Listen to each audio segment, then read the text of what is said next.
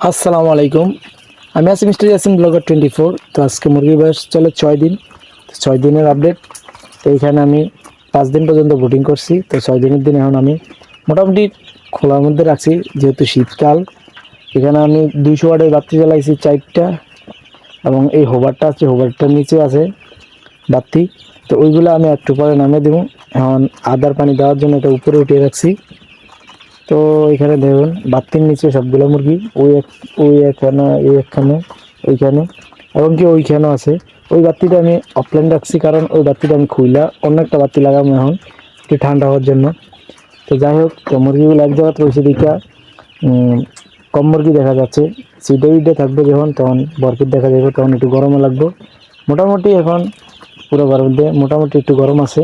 Totally আমার এখানে বাতি জ্বলতে আছে, সাদা বাতিও জ্বলতে আছে, এবং লাল বাতি তাপের জন্য দিছি।